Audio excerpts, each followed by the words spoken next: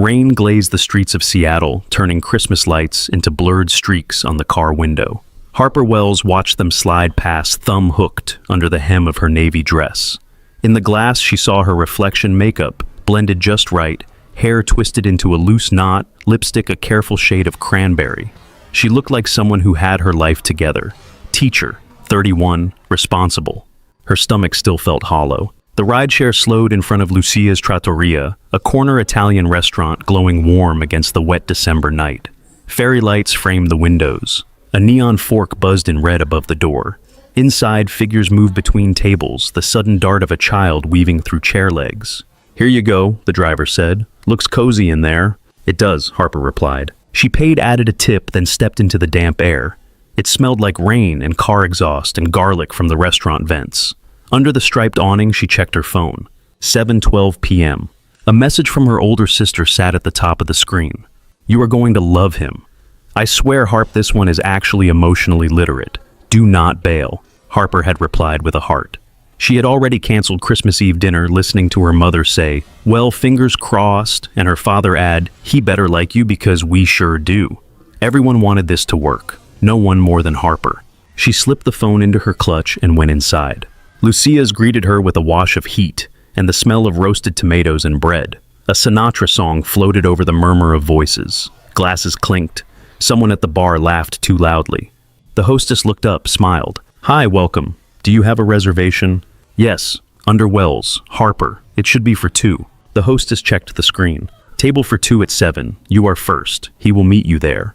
"I think so. Right this way." Harper followed her through the dining room, sidestepping a toddler in glitter reindeer antlers. The room glowed with candles and strings of lights. Coats hung off chair backs. People leaned in over plates, faces bright. Her table sat by a window streaked with rain. A small candle flickered between 2 place settings. 2 menus lay fanned out. The second chair weighted napkin folded with the same care as hers. "Can I get you anything to drink while you wait?" the hostess asked. "Just water for now, maybe a glass of red later." "Of course." Harper draped her coat over the empty chair and sat. The chair across from her looked back quiet and neutral. She checked her phone again. 7:18 p.m. No new notifications. Eden had shown her one photo. Jake Hollister, early 30s, dark hair, a dog licking his cheek, eyes crinkled at the corners. Software engineer, decent job, volunteers at a shelter. "He asked what you liked," Eden had said. "Do you know how rare that is?" So, Harper had said yes. Yes to missing her mother's cooking. Yes to walking into a restaurant full of couples and families. Yes to hoping she would not be a placeholder until someone else came back. A server appeared with a glass of water and a basket of focaccia. "Your date on his way?" he asked, setting the bread between the plates. "Seattle traffic," Harper said. "He texted earlier. He might be a bit behind." The lie came easily. She tore off a piece of bread. It was hot, brushed with olive oil and salt. Steam fogged the lower half of the candle holder. She popped it into her mouth and chewed, grateful for something to do. Her phone sat face up beside the water glass. 7:22, 7:25, 7:28. Around her, Lucia's filled. A family to her left juggled 3 kids and 2 high chairs. At the bar, a couple in their 60s clinked champagne flutes. Somewhere near the kitchen, someone called out, "Merry Christmas!" and a chorus of replies rose up. Harper focused on breathing. She had taught her second graders the same thing when they were close to tears. In through the nose, out through the mouth. Look around you. Name 5 things you can see. Candle flame, raindrops on the glass, a red scarf, a ring flashing on someone's hand, the unused knife by her plate. Her chest still ached. By 7:30, her certainty began to tilt. People can be late, she told herself. He could be looking for parking. He could be finishing a call. Eden would not have set her up with someone who would not show. Her phone buzzed. The sound snapped through the noise. Harper grabbed it, pulse jumping. One new text, unknown number. "Jake, hey." "So, I'm going to be honest. My ex showed up at my mom's. A lot of feelings. We decided to try again. I only said yes to this so my mom would calm down. You seem great, though. Merry Christmas." Her eyes moved over the words twice as if they might rearrange themselves. "Ex, try again. Only said yes. Calm down. You seem great, though." Heat climbed her neck. The room stayed the same volume, but it felt far away, like sound underwater. She could picture him on a couch somewhere, sending this from a room full of people who knew his name, who would never hear hers. Harper set the phone face down. The candle in the center of the table flickered. The shadow of the glass holder jumped. The server walked past slowed. "Everything okay here?" he asked, voice low. Voice low. "Fine," Harper said. Her tone came out too bright. "My date could not make it. Family thing. I think I am just going to finish this and head out." He nodded, eyes soft with sympathy. "Take your time. If you need anything, I am around." When he left, the chair across from her felt louder in its emptiness. The napkin, still folded into a neat triangle, looked almost ridiculous. Harper pressed her palms to the table. Her fingers left faint prints on the smooth white cloth. Her throat hurt as if she had swallowed something sharp. This was not the first time a man had chosen someone else. It was not the first time she had been an item on a list that could be crossed off without much thought. Knowing that did not dull the sting. Her vision blurred. She stared at the candle until the flame doubled, then steadied. She inhaled slowly, willing her eyes to clear. She would pay the bill, walk back into the rain, and go home to her silent apartment. Tomorrow, when her parents asked, she would say, "It was fine," and change the subject. She lifted her glass and took a sip of water. The cold slid down her throat, clean and sharp. She set it down carefully. Outside, rain traced lazy paths down the glass, catching bits of color from the street. Tiny constellations no one else at the table seemed to notice. "Excuse me," a small voice said beside her. Harper kept her gaze on the candle, assuming the child was talking to someone else. The voice came again, closer. "Excuse me, ma'am, are you okay?" Harper turned. The girl beside her table could not have been more than 5. Her hair was a wild cloud of curls the color of honey left in the sun, too long frizzing around a red velvet dress with a white collar. One of her socks had candy canes on it, the other had snowflakes. Both were sliding down around her ankles. In one hand she held a small doll by the waist, its yarn hair even messier than her own. Harper blinked, then found her voice. "I am okay," she said. "Thank you for asking." The girl studied her as if she were a worksheet that needed checking. Her eyes were a soft hazel big and frowning slightly in concentration. "You do not look okay," she said. "You look like when my dad pretends he is not sad but his eyebrows do a thing." Harper felt a startled laugh catch in her chest. "My eyebrows do a thing?" she asked. The girl shrugged, solemn. "They go up in the middle and your mouth goes down. That is a sad face. My teacher has a chart." "I see." The doll in the girl's hand bumped against the table. Harper noticed glitter on the plastic shoes. The girl shifted her weight from one foot to the other, making her skirt whisper. "My name is Maisie," she announced. "Maisie Reed. I am 5.5. My dad lets me say the half." "Hi, Maisie Reed," Harper said. "I am Harper. Just Harper. Harper Wells." "That is pretty," Maisie said. "Like the books. Harper Lee."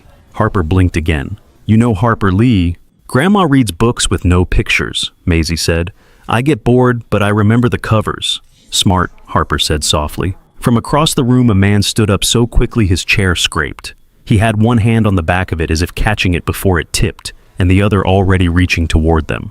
"Maisie," he called, his voice low but urgent. "Hey, kiddo, you cannot just walk off like that." He crossed the space between tables in a few long strides. The closer he came, the more details clicked into focus. Dark hair in need of a cut at the back, faint shadows under his eyes, a button-down shirt with the sleeves rolled to his forearms, a dark watch on his wrist. He was taller than Harper had expected, and younger than the word dad in Maisie's mouth had made her imagine. He arrived beside the table and rested a hand lightly on his daughter's shoulder. "I am really sorry," he said, turning to Harper. "She is friendly, too friendly. We are always working on boundaries." Maisie frowned up at him. "I have boundaries," she said. "I just do not like them near Christmas." Harper laughed. It came out thin and watery, but it was real. The tightness in her chest loosened a fraction. "It is okay," she said. "Really, she is fine." The man looked relieved and embarrassed at the same time. "I saw you from over there," he said. "I thought she was just going to admire the candle. I did not realize she was about to conduct a wellness check." He tried for a joke. Harper saw it in the way his mouth twitched at one corner, not quite making it to his eyes. Maisie tugged his sleeve. "Dad, she is alone," Maisie said, lowering her voice as if sharing state secrets. "On Christmas Eve," and her eyebrows were doing the thing. His gaze flicked to the empty chair, the untouched menu, the second water glass the server had left out of habit. His jaw tightened almost imperceptibly.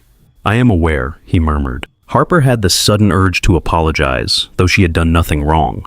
"My date could not make it," she said, fingers worrying the edge of her napkin. It is fine. I was just about to leave. Maisie immediately shook her head. No, you cannot leave while you are sad. That is a rule. A rule, Harper echoed. In our house, Maisie said, when somebody is sad, we sit with them until they are less sad. That is what Dad says. All the air seemed to shift. Harper looked up at the man again. His expression had gone very still. You say that, Harper asked. Kujaword. He shrugged one shoulder. It sounds like something I would say, he replied. She remembers everything I say, unfortunately. It is not unfortunate, Maisie said. It is smart.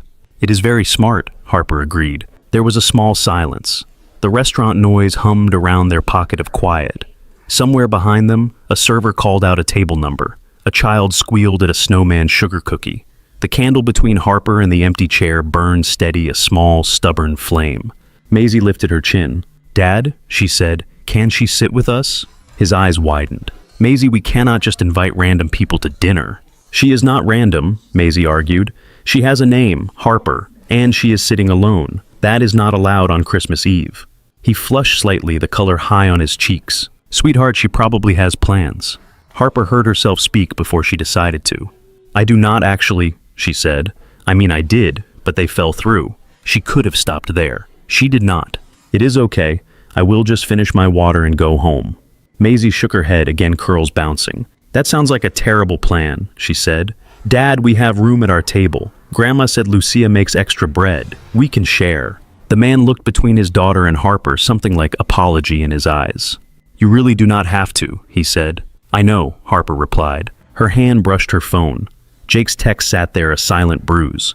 The second chair still faced her, waiting for someone who would never arrive.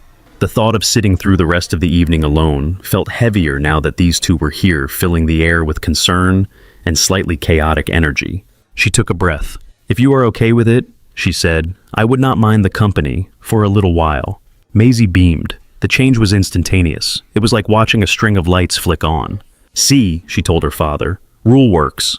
He exhaled the sound halfway between defeat and amusement. Looks like it does, he said. He offered his hand across the table. I am Lucas Reed. His hand was warm when she took it, his grip firm without trying to prove anything. Harper Wells, she said. Nice to meet you, Harper Wells. Maisie was already climbing into the chair opposite Harper, swinging her legs until her shoes thumped the front of the seat. So, Maisie said, propping her doll up beside the bread basket. What is your favorite pasta? Harper laughed again, more easily this time. I have not decided yet, she admitted. What is yours? Spaghetti with the little meatballs, Maisie said immediately. But Dad says I have to eat a green thing first, or my body will mutiny. That is not exactly how I phrase it, Lucas said, walking around to his side of the table. He pulled a third chair from a neighboring table and slid it in. But the spirit is there. The server returned, eyebrows flicking up in pleasant surprise when he saw Harper now flanked by two new guests instead of an empty seat. Looks like the party arrived, he said. Can we stay at her table? Maisie asked.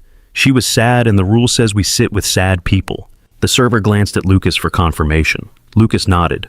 If that is okay with you, he said to Harper. It is, she said. Please. The server made a quick adjustment of menus and glasses, then took their drink orders.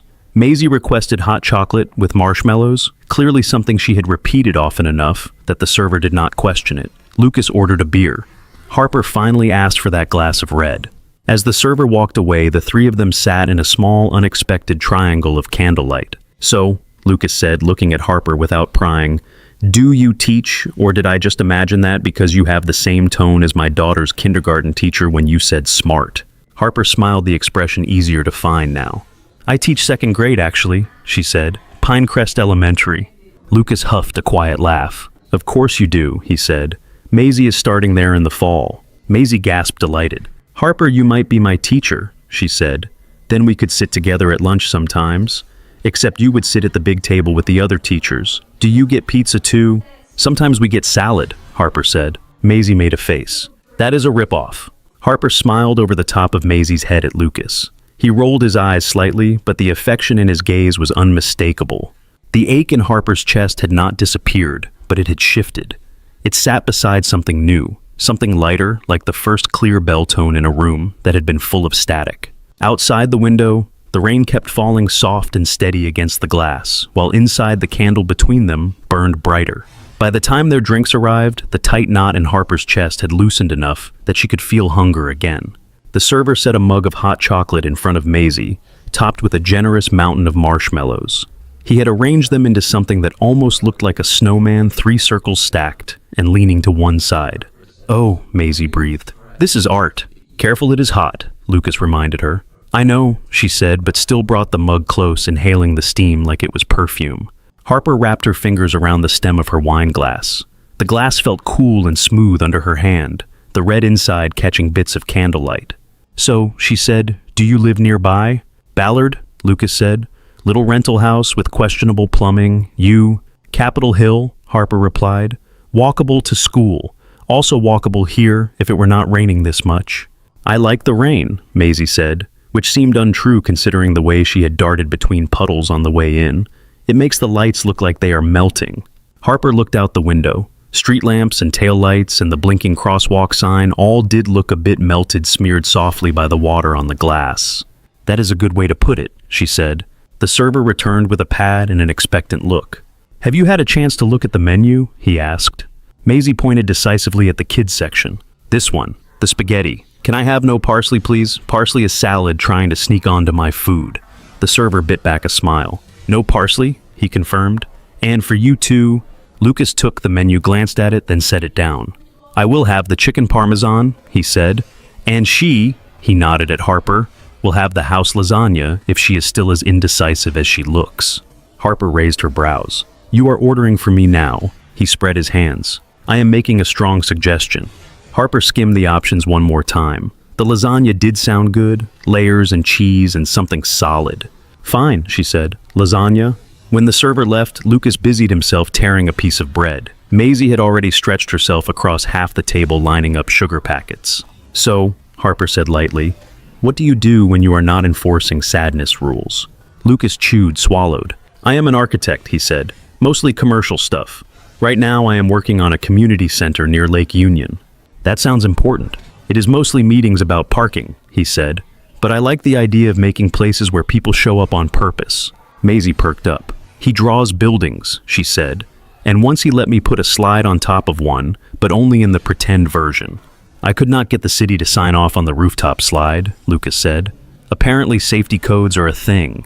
"You are very rule-obsessed," Maisie informed him. "Someone has to be," he said. Harper smiled. "Second grade is a lot of rule practice," she said. "Sit on the carpet, raise your hand, do not eat the glue." "Do kids still eat glue?" Lucas asked. "They try," Harper said. "Last week, one of my students licked a whiteboard marker because he thought it was a popsicle." Maisie stared, horrified and fascinated. "What happened?" "He made a face and then asked me if all popsicles at school tasted like that," Harper said. "He was disappointed when I said we do not serve popsicles." Maisie giggled a quick, bright sound. They talked like that through most of the meal. Nothing too heavy. Little stories about kids and work and the ways Seattle weather could betray a person. Harper listened to Lucas describe how he would bike to job sites in summer, then immediately undercut the image by mentioning how many times he had fallen in the same pothole on his street. Every so often something quiet flickered beneath his words, a shadow passing behind his eyes. There were names he did not say, months he skipped over. Harper did not press. Her own calloused spots told her enough. Between bites of spaghetti, Maisie peppered Harper with questions. "Do you read stories with voices? Do you like dogs? Do you give lots of homework? What is your favorite color? Do you ever get in trouble from the principal?" "I like green," Harper answered. "I do not give much homework. I read stories with voices sometimes if my throat can handle it, and I try very hard not to get in trouble from the principal, but sometimes I am late to staff meetings." "Grandma says being late is disrespectful," Maisie said. "Grandma sounds correct," Harper replied. "She is," Lucas said, "which is inconvenient." By the time plates were cleared, Maisie was drooping in her chair, rubbing her eyes with one fist. She insisted she was not tired. Her head bobbed anyway. Harper watched her fight sleep the doll, slipping lower and lower in her lap. "It is getting late," Lucas said. "We should get out of here before she passes out in the dessert menu." "I am awake," Maisie persisted. "This stall."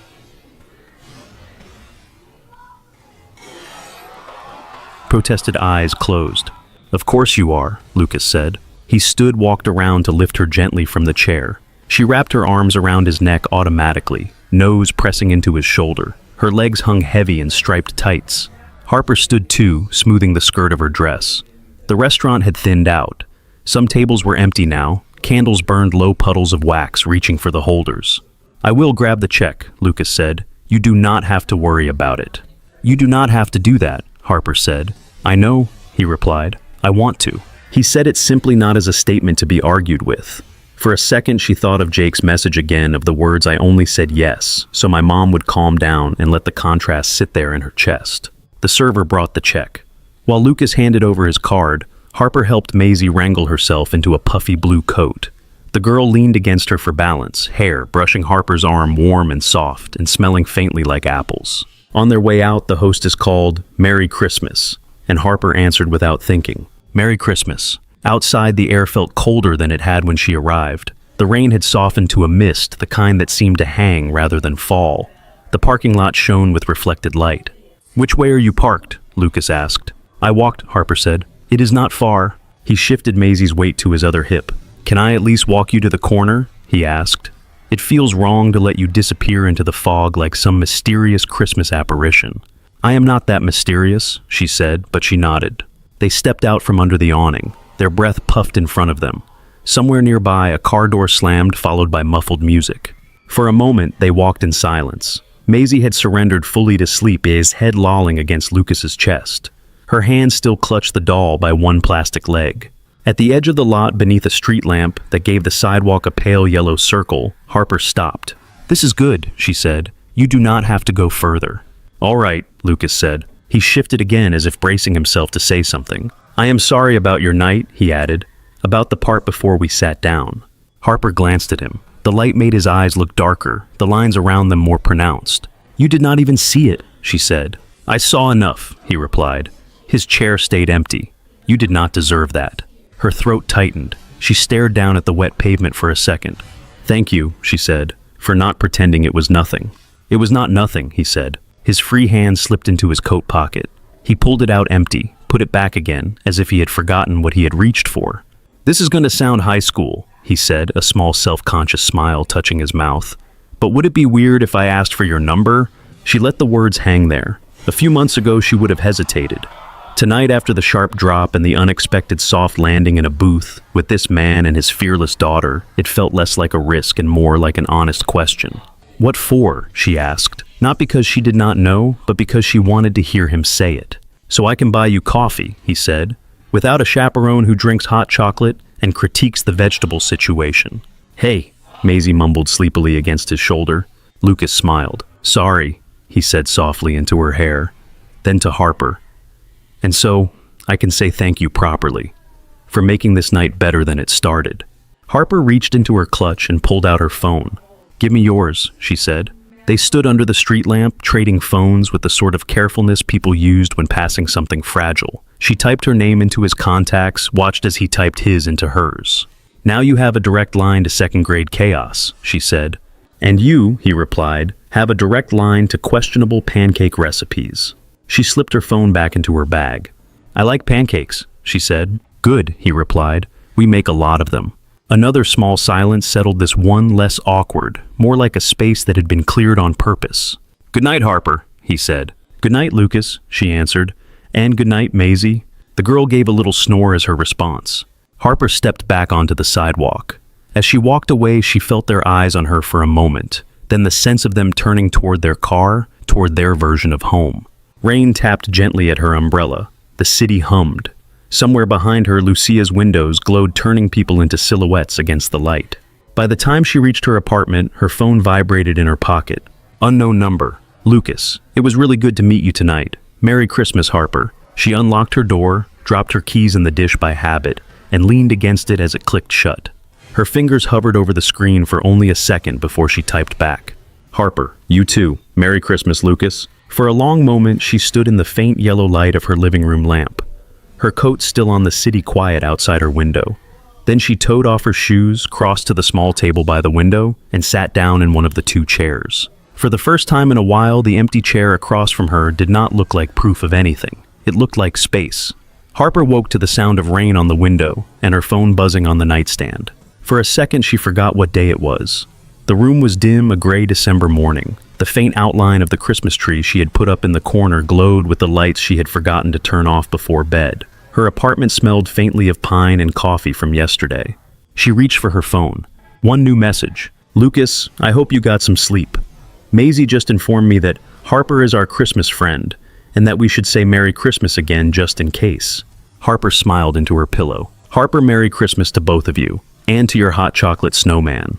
A moment later, another text came through. The spelling was careful, the letters uneven.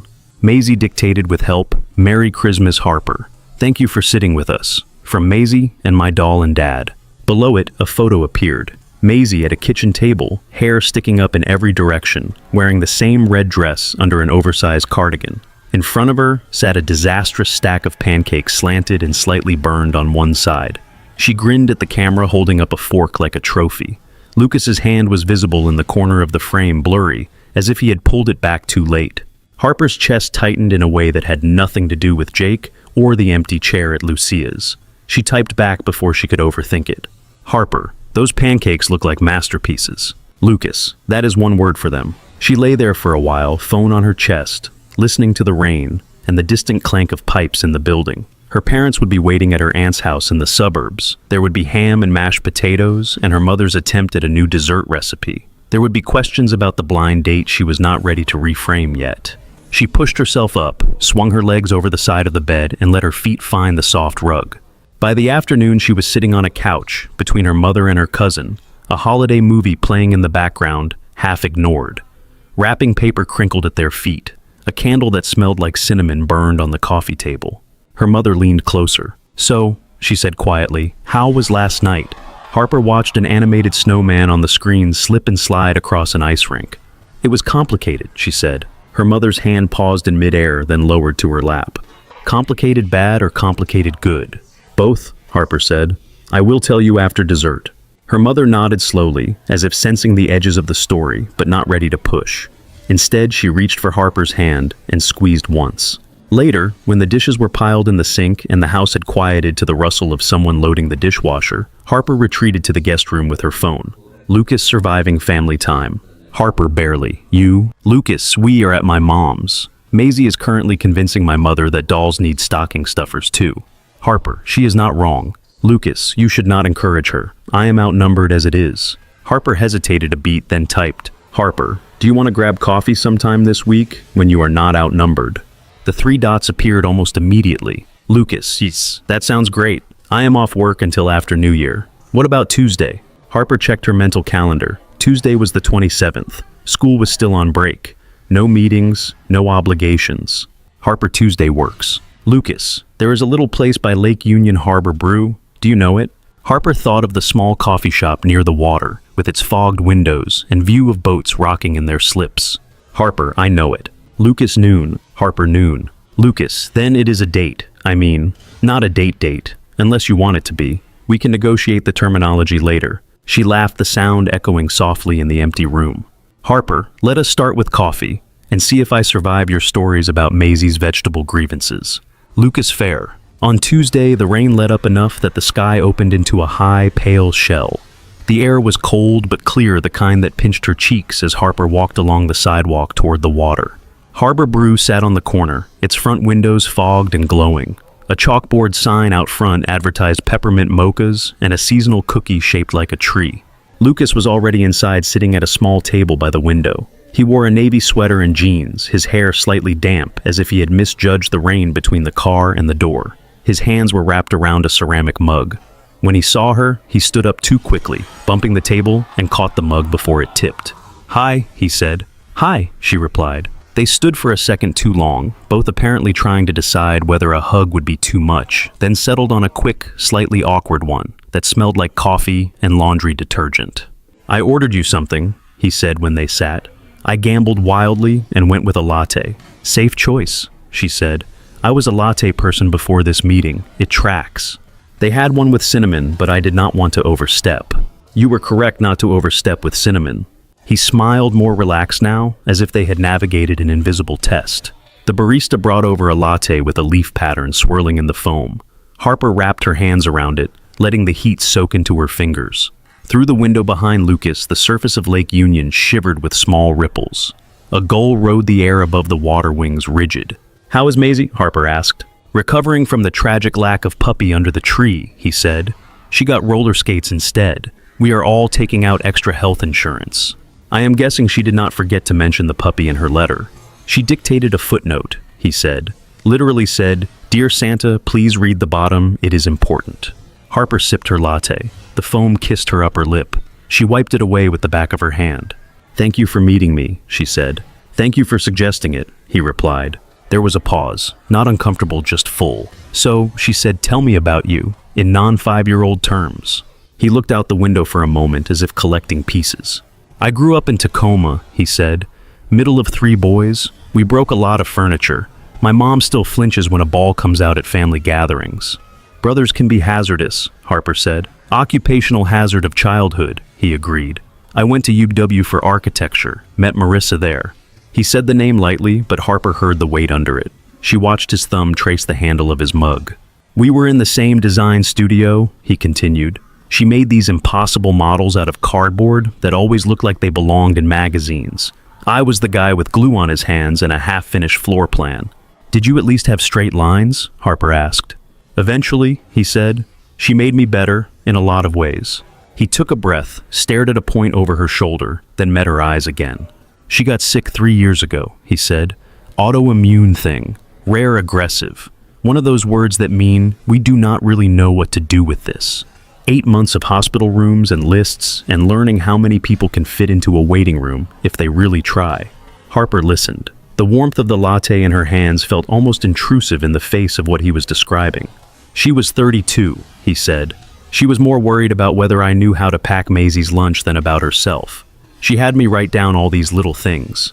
She likes the blue cup for water, not the red. She will pretend she does not need a nightlight, but she does." His mouth twisted. "I kept thinking there would be a point where they would say, 'Just kidding, it is not that bad, Bistel,'" he said. "That point never came." "What did you do?" Harper asked quietly, afterward. He almost laughed, except there was no humor in it. "At first I just moved," he said, "from task to task. There is so much to do when someone dies. Forms and calls and donations and casseroles.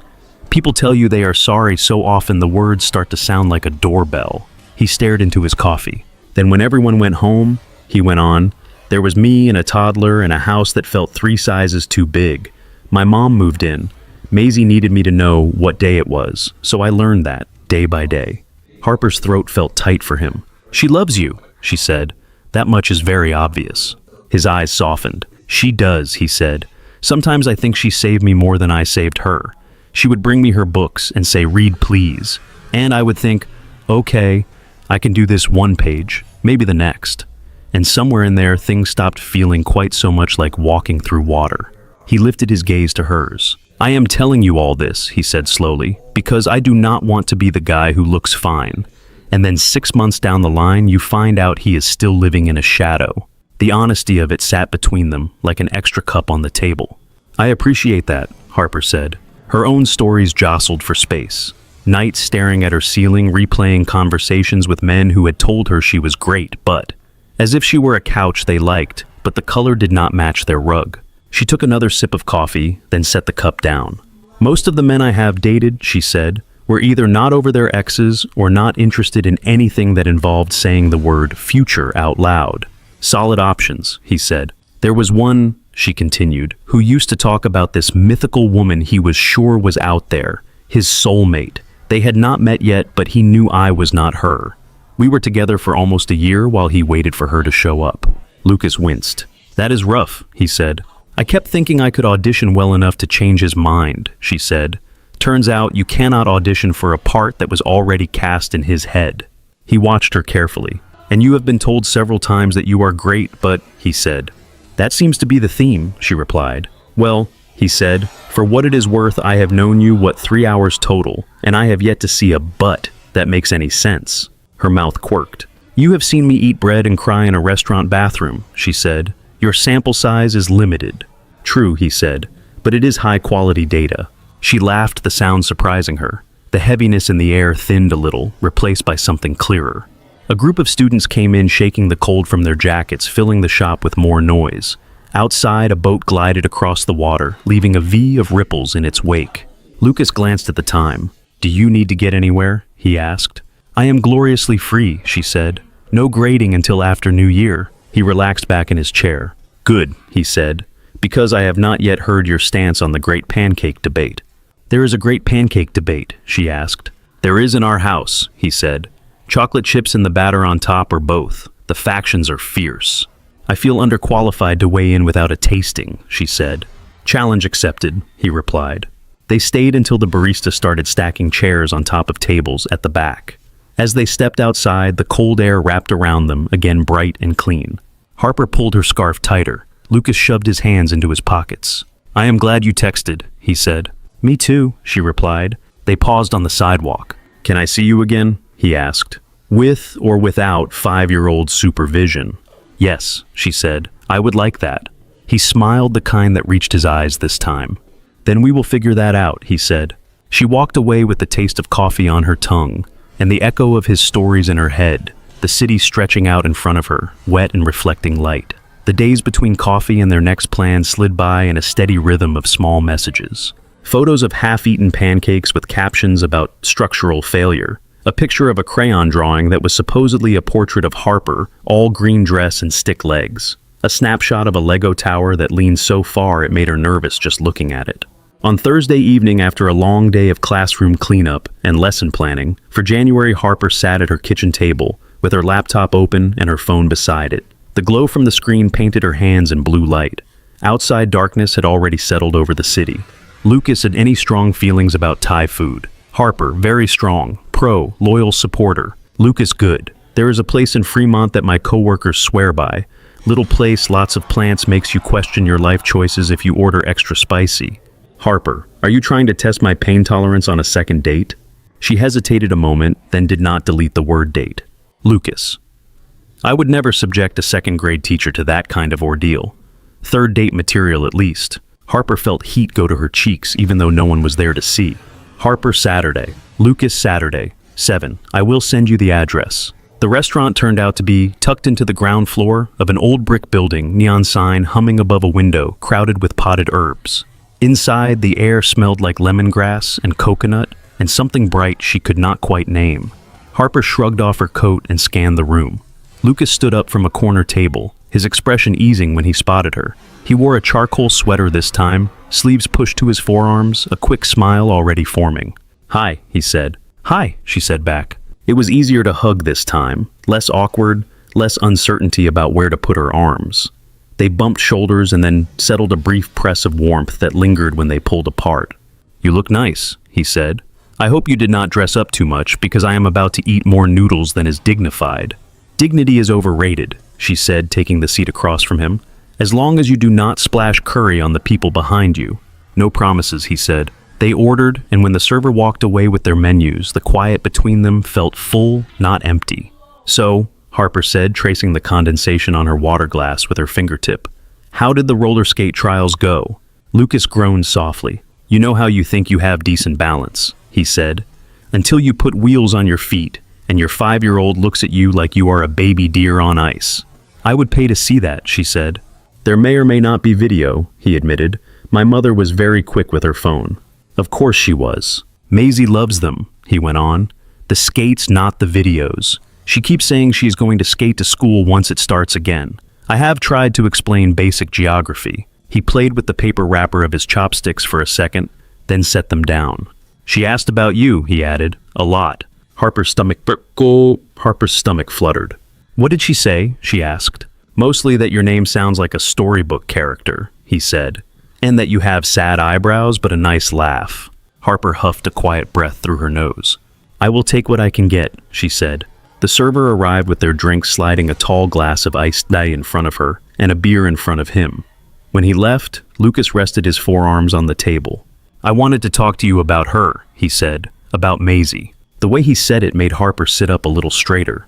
"Okay," she said. "She gets attached quickly," he said, "and she has not had many adults come and go. My mom, me, a few of our neighbors, her teachers, that is about it. I am careful about who I bring close." "That makes sense," Harper said. "I do not want to be the guy who introduces her to someone," he continued, and then has to explain why that person is not around anymore. He met her eyes and something serious settled into his expression. "I like spending time with you," he said. "I would like more of that. I just need to move in a way that does not turn her world into a revolving door." Harper felt the words land in her chest with a soft weight. "I do not want to be part of a revolving door," she said. "I do not have the stomach for that either." He nodded once. "Good," he said. "I am not doing casual very well." "That might be the least casual way to say that," she replied. He laughed, some of the tension in his shoulders easing. Their food came in a rush of plates and colors. Her green curry was studded with bright vegetables and glistening eggplant. His pad thai came in a heap of noodles, crowned with crushed peanuts and lime wedges. They ate and talked, the conversation slipping from light to serious and back again like waves. He asked about her students, about the way she handled parent-teacher conferences. She asked about his brothers, about growing up in a house where everyone was taller and louder. At one point, he reached across the table to mimic his younger brother's wild hand gestures and almost knocked over her water. His reflexes were quick, and he caught the glass before it tipped his fingers, brushing hers. "Sorry," he said. "It is okay," she replied. His touch had been brief, but it left a small trail of awareness along her skin, like the afterimage of light when she closed her eyes. By the time they finished, her cheeks hurt slightly from smiling. Outside the restaurant, the air smelled like damp brick and fryer oil from the bar next door. Streetlights threw soft circles on the sidewalk. "Can I walk you to your car?" he asked. "It is around the corner," she said. "You will survive the trek." He fell into step beside her. Their shoulders almost brushed close enough that the warmth of him reached her through the layers of her coat. At her car, she turned keys in hand. "This was good," she said. "The curry passed the test." "The company did too," he said. They stood there, the sounds of the street around them, neither quite ready to end it. "Harper," he said quietly. "Yes." For the record, he said tonight felt like a date, in case there was any confusion. She felt her mouth curve. "No confusion," she said. On Sunday afternoon, her phone lit up again. "Lucas, we are going to the park by Green Lake. Maisie has energy that cannot be contained indoors. Want to join us?" She looked up from the stack of math workbooks she had been half-heartedly sorting. The apartment felt still, the only sound the hum of the heater. "Harper, which side of the lake?" "Lucas, the one with the playground and the coffee shack that may as well be a lifeline." "Harper, I know it. 20 minutes. "Lucas, we will be on the swings. That is where she holds court." The park was busy despite the cold kids bundled in coats, flying down slides and racing along the paths. The lake lay gray and flat, ringed with bare trees. The sky had that stretched white look that promised more rain later. Harper spotted them almost immediately. Maisie was a blur of motion on the swings, dark leggings, pink jacket hat with ears. Lucas stood behind her, giving gentle pushes, his hands light on the chains. "There she is," Maisie yelled when she saw Harper. "Dad, she is here." Lucas turned, smile flashing even from a distance. Harper lifted a hand in a small wave as she approached. "Hi," she said. "Hi," he answered. "Welcome to the energy outlet." Maisie dragged her feet to slow the swing and hopped off as soon as it stopped. "Harper, look," she said, pointing. "I can go almost all the way up to the sky now." "I saw," Harper said. "That was impressive." "Do you want to swing?" Maisie asked. "Dad is pretty good at pushing, but you can help too." "That is my official title," Lucas said. "Swing propulsion engineer." "They did not teach us that in college," Harper replied. Maisie grabbed her hand and tugged her toward the empty swing next to hers. Harper sat, the cold metal chains biting through her gloves. Maisie settled onto her own swing again. "Ready?" Lucas asked. They both nodded. He started them off, small pushes that built into higher arcs. The world tilted in a rhythmic way, the sky and ground trading places, the lake flashing past in pieces. Harper laughed without meaning to, the air snatching the sound and spreading it. After a few minutes, Maisie let her swing slow. "I am going to the slide," she announced. "You two can rest. You are old." "Thank you," Lucas said dryly. They watched her bolt toward the climbing structure, hat ears bouncing. "She likes you," he said, eyes following his daughter. "I like her," Harper replied. They moved to a nearby bench, the wood slightly damp. Lucas brushed off a spot with his sleeve before they sat. "She told me," he said, "that you should come to her birthday even if we do not know what we are yet." Harper glanced sideways at him. "And what did you say?" she asked. "I said it is not for me to decide who she wants at her parties," he said, "but that I would not invite anyone into that circle lightly." He turned his head to look at her. "I meant what I said at dinner," he added, "about moving carefully with her." "I know," she said. "I am not going anywhere just to see what happens for 2 weeks." He held her gaze, something like relief passing through his eyes. "Good," he said. They fell into a quieter conversation as they watched Maisie negotiate turn-taking on the slide. Children's shrieks rose and fell. A dog barked somewhere behind them. A jogger's feet thudded along the path, steady and rhythmic. "Do you ever miss it?" Harper asked after a while, the before. He did not pretend not to know what she meant. "Sometimes," he said. "There are moments when I still reach for a second mug without thinking. Or I hear a song in the grocery store, and for a second I am not in the grocery store anymore." He rubbed a hand over his jaw. "But then Maisie will ask me to help her find her other sock," he went on, "and I am right here again." Harper nodded. "Do you ever miss not knowing what some people are capable of?" he asked. "Like before the great You Are Great But tour." She almost smiled at his phrasing. "Sometimes," she said, "but then I get to see what I am capable of. It is not always a bad trade." He considered that, then nodded slowly. Maisie clambered back towards them, cheeks pink from the cold. "Harper," she said, slightly out of breath, "can you come with us for hot chocolate?" She hooked her arms around Harper's knees as if anchoring her in place. "If your dad says it is okay," Harper said. Lucas's eyes met hers over Maisie's head. There was a question there and an answer. "It is okay," he said. "The coffee shack has decent marshmallows." "Not as good as Lucia's," Maisie said, "but still pretty good." Harper stood, Maisie's hands still clutching her. As they walked toward the small stand by the path, she felt the ground under her shoes firm and real. The three of them moved together, not perfectly in step, but close enough for the space between them, smaller than it had been a few weeks before. The coffee shack by the lake smelled like espresso and sugar and wet leaves brought in on people's shoes. A line of parents wrapped around the little hut kids, dancing in place breath, fogging the air. Maisie stuck close to Harper's side, mittened hand, tucked into Harper's coat pocket, as if she had always put it there. They ordered hot chocolates and a latte, then found a picnic table that was mostly dry. Maisie swung her legs and narrated her entire playground politics, from who cut in line at the slide to who had the shiniest boots. Lucas listened with one ear, his gaze drifting every so often to Harper, as if checking she was still there. By the time they drained the last of the styrofoam cups, Harper's toes were numb and her cheeks pink from the cold. She did not mind. When she said goodbye in the parking lot, Maisie hugged her around the waist without prompting. "Next time we should bring marshmallows," Maisie said into her jacket. Harper smoothed a hand over the girl's hat.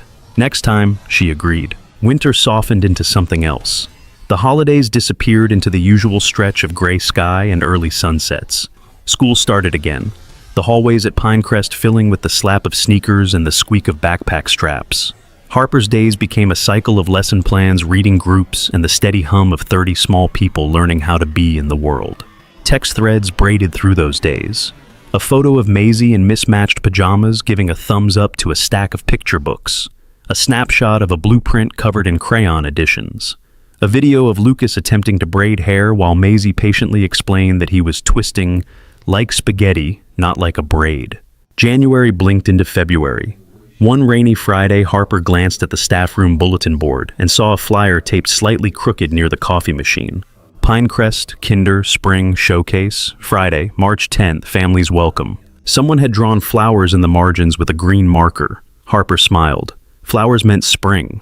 Spring meant lighter coats, less time spent huddled against the wind in the parking lot. That night, she sent a message. "Harper, do you know where Maisie is going to kindergarten next year?" Lucas, Pinecrest. "Harper, I saw the flyer. Spring Showcase. You going?" Lucas would not miss it. "She has been practicing a song about seasons for 2 weeks. The house is under musical siege." "Harper, I will be there. The siege front row." The evening of the showcase, the school felt different. Parents filled the hallways, coats unzipped, carrying phones like extra hands. The multi-purpose room smelled like popcorn from the PTA table and the sour tang of old gym mats that no amount of cleaner could quite erase. Paper flowers lined the walls. The stage at the front of the room was set with cardboard trees and a painted sun hanging crooked from fishing line. Harper slid into a metal folding chair near the center, the seat cold through her skirt. A woman in a gray wool coat sat down beside her. She was small, with sharp eyes, short silver hair, and a posture that suggested no one had ever sat in her seat uninvited. She wore a simple gold band on one hand and held a folded program in the other, edges already creased. "Excuse me," she said. "Is this seat taken?" "No," Harper said. "Please." "Please." "Thank you." The woman settled, smoothed her coat over her knees. "I am Evelyn," she said after a moment. "Lucas's mother. Harper's spine straightened a fraction. "Oh," she said. "Hi, I am Harper." "I know," Evelyn said. "He talks." The words might have been dry, but there was something like warmth tucked into the edges. Evelyn watched the stage with a measured expression. "He said I would like you," she added. "I have not yet decided if I want to prove him right." Harper folded her own program, matching the older woman's fidget without meaning to. "That is fair," she said. "He said you have high standards." "He said that—" "Something like it," Harper replied. Evelyn's mouth twitched. "He is not wrong," she said. The lights dimmed a little. Parents shushed each other. Somewhere backstage, a teacher's voice whispered, "Hands to yourself, please," followed by the rustle of small bodies lining up. "So," Evelyn murmured, "you teach here?" "Second grade," Harper said. "Upstairs." "And yet you spend your free time with a kindergartner who believes vegetables are a personal attack." "She is persuasive," Harper said. "She is," Evelyn agreed. Her eyes softened just for a second. "She attaches quickly." "I know," Harper said. "I am careful with that." Evelyn turned her head, studying Harper's profile in the dim light. "Good," she said quietly. The kindergartners filed onto the stage in a crooked line, dressed in costumes their parents had clearly spent late nights assembling. Maisie wore a green skirt with felt petals sewn around the hem, and a headband with a single large flower glued slightly off-center. When she spotted Lucas near the back of the room, she waved enthusiastically. Then she saw Harper and waved harder, both hands in the air. The flower on her headband wobbled dangerously. Harper lifted a hand and waved back. Beside her, Evelyn folded her program another notch. "They are supposed to be flowers," Evelyn said. "Maisie insists she is a tulip because they are first." "That tracks," Harper said. The music started slightly off-key from a portable speaker. The children sang about rain and sunshine and seeds growing. Some stared at the audience frozen. Some shouted every word. Maisie sang with fierce concentration, doing the hand motions half a beat ahead of everyone else.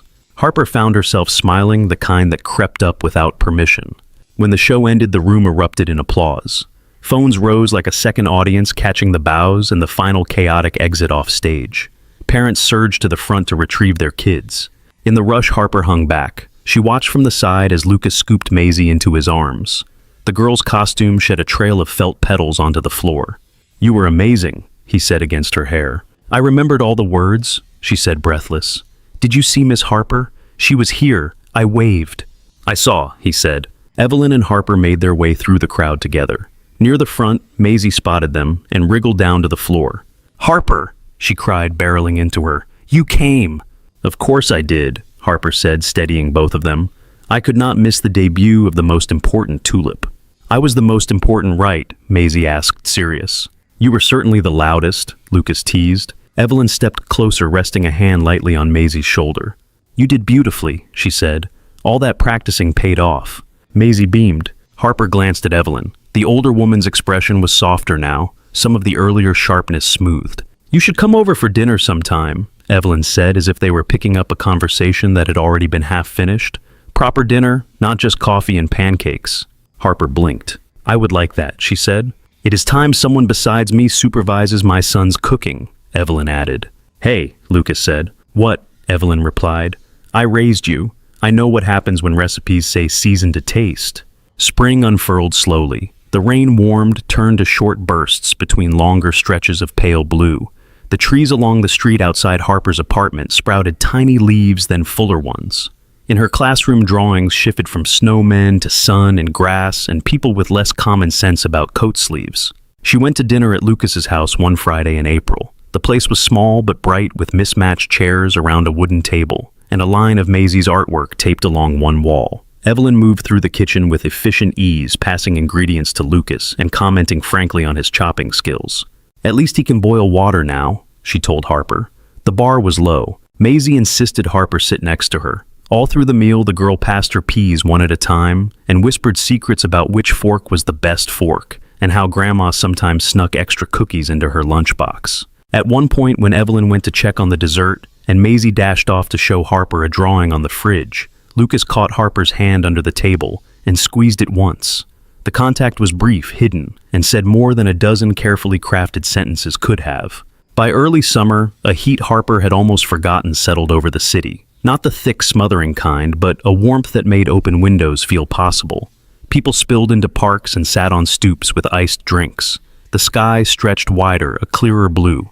One afternoon as Harper walked out of school, her phone buzzed. Lucas, wild idea. How do you feel about the coast? Harper, in favor. Why? Lucas, my family used to drive down to Cannon Beach in the summers. We have not gone since, before. My mom has been making noises about starting that back up. Maisie has only seen the ocean from a plane window. Harper stopped on the sidewalk, the din of students and parents moving around her for a moment without landing. Harper, that does not sound wild. Lucas, it does to me. Another message came through before she answered. Lucas, I would like you to come with us, if you want to. I know it is a lot. Long drive, small rental, many snack negotiations. But you are part of our orbit now. It feels wrong to go without you. Her heart beat a little faster. She leaned against the brick wall of the school, the warmth of it seeping through her shirt. Harper, are you sure? Lucas, I am sure about wanting you there. We can figure the rest out. She thought of Maisie's hand in her coat pocket, of Evelyn's matter-of-fact way of making room at the table, of Lucas on the park bench watching his daughter climb and fall and climb again. Harper, okay, I will come. Cannon Beach greeted them with blue sky and the steady roar of waves. The air tasted like salt and sunscreen and distant wood smoke from beach fires. Haystack Rock stood in the distance, a dark shape rising from the water birds wheeling around it. The rental house was small, perched on a slight hill with a deck that looked out over the ocean. The living room had sand-colored carpet and a sagging couch. A bowl of shells sat on the coffee table collecting dust. This used to feel bigger, Lucas said, setting a duffel bag down. I guess everything does when you are shorter. Maisie ran from window to window. It is huge, she said. Dad, the bath is like a swimming pool. It is a normal tub, he said. Evelyn carried in a cooler and placed it in the kitchen. At least the stove works, she said, turning a burner on and off experimentally. We will not starve. They spent the afternoon on the sand. Maisie insisted on building a castle with proper defenses, which meant a moat and a complicated series of walls. Lucas knelt in the damp sand, talking about foundations and pressure and how arches worked, reducing architecture to something a 6-year-old could stomp through. Is it strong? Maisie asked, inspecting. It is as strong as a sandcastle can be, he said. So, no, she concluded, and promptly smashed part of the wall with her heel. Harper walked the tide line with her collecting shells. The water was cold, numbing her ankles when the waves reached higher. Gulls cried overhead. The wind tugged at her hair. Do you keep the shells? Maisie asked, cupping a broken piece of something pink and white. Sometimes, Harper said. Sometimes it is enough just to find them. I want to keep this one, Maisie decided. It looks like a little ear. She held it up. Can you hear the ocean in it? Harper asked. Maisie pressed it to her ear, eyes wide. I can, she whispered. It is saying hi to me. From up the beach, Evelyn watched them, paperback closed in her lap. The older woman's gaze moved between her granddaughter and the woman walking beside her, with a kind of quiet calculation, then softened into something gentler. That evening, after dinner and dishes and a card game that devolved when Maisie tried to use the cat as a distraction tactic, Evelyn announced she was tired. I will put her down, she said, nodding toward Maisie. You two go walk. You will regret it if you do not. The moon is full. That seems important when one is by the ocean. She said it as if she were mentioning the weather, but when Harper met her eyes, there was a knowing glint there. Outside, the air had cooled. The sky was a deep navy, a scatter of stars away from the town's lights. The moon hung over the water, bright and round. The sand felt cool under Harper's bare feet as they walked. They did not speak at first. The rhythmic hiss of the waves filled the space between them. Somewhere farther down the beach, someone's laughter carried on the wind. Lucas broke the silence. I used to come out here with Marissa, he said. We would sit on the driftwood and plan impractical futures. Houses we could not afford. Trips we did not have time for. Harper looked at him. His profile was etched in blue and silver, all angles and shadow. Does it feel strange? She asked, being here again. Yes, he said, and no. He dug his hands into his hoodie pockets. It feels less like I am walking in a ghost town and more like... He paused, searching. More like the town got bigger. There is space for more people on the beach. She let that sit. I was nervous to ask you to come, he admitted. I did not want you to feel like you were stepping into someone else's outline. I do not, she said. I know she was here. I know you were here with her. I am not trying to erase that. He stopped, turning to face her fully. The wind stirred his hair. The sound of the ocean was a steady background, like breathing. Harper, he said, I care about you, more than I expected to this fast. That is a little terrifying. Her heart thudded once hard against her ribs. I care about you too, she said. And about her. And about your mother, even when she critiques your chopping. He huffed a small laugh, then sobered. I keep waiting for it to feel like I am doing something wrong, he said. Like loving someone else means I am abandoning what I had. He looked past her for a second, out to where the dark sea met the dark sky. It does not feel like that, he said. It feels like there is a room in my house that had the door closed for a long time. I did not throw out what was in it. I just opened another door and found you there. She stepped closer, the sand shifting under her feet. I am here, she said, for as long as you want me to be, for as much of this as you can carry. He swallowed. The moonlight caught the wetness in his eyes. Maisie loves you, he said. She told me she wants you at all her birthdays. That is as serious as it gets in her world. Harper felt her own eyes burn. I love her too, she said. I did not plan on that. It just happened somewhere between the hot chocolate and the slides. And me? He asked, voice barely above the waves. She held his gaze. She said I love too. The words were simple, not staged or rehearsed. They landed in the space between them like something solid. Lucas closed the last bit of distance and pulled her into him, his arms wrapping around her back. She pressed her face against his shoulder, breathing in salt and detergent, and something that felt like relief. His heart beat against her cheek, steady and strong. I love you, he said into her hair. I did not think I would say that to someone again. Not like this. She leaned back enough to look at him. You just did, she said. He smiled, small and real, then kissed her. It was not a movie kiss, all angles and sudden music. It was gentle and sure-tasting, like the ocean air and the breath he let out in a quiet rush when their mouths met. Behind them, the rental house lights burned warm against the dark, a square of yellow on the hill. In front of them, the waves kept coming, washing the sand smooth, then retreating, making room for new footprints. By the time they drove back from Cannon Beach, sand had worked its way into everything from the floor mats of the car to the cuffs of their jeans. Maisie fell asleep twice on the ride home, and woke up both times just long enough to ask if the ocean missed her yet. It probably does, Harper said from the passenger seat. Lucas glanced at her in the rearview mirror, a quick, quiet look that said more than any comment about traffic. The city felt tighter after the wide stretch of beach. Buildings rose up, familiar and solid. At Harper's apartment, Lucas pulled into the curb and put the car in park. Maisie stirred in the back seat, hair a tangle around her face. Are we home? She mumbled. For Harper, yes, Lucas said. For us, not quite. Harper twisted in her seat. Thank you for bringing me with you, she told Maisie. Maisie blinked slowly, then reached forward, fingers brushing Harper's arm. Of course you came, she said, as if the idea of Harper not being there had never been possible. Inside her apartment, Harper dropped her bag by the door and stood in the dim light of her living room. The place felt the same as when she had left. Couch, bookshelf, small table with 2 chairs. Yet something invisible had shifted. The empty chair did not feel like absence anymore. It felt like a spare in a life that was beginning to have a main set. Summer slid in. Harper spent mornings in her classroom packing away the year in boxes and labeling them with neat black marker. Afternoons she spent grading the last of the essays and attending meetings about curriculum changes that made everyone sigh. Lucas's texts became a background hum. Photos of Maisie at the splash park, hair plastered to her forehead, mouth wide open in a laugh. A picture of Evelyn in the kitchen caught mid-eye roll as Lucas held up a smoking pan.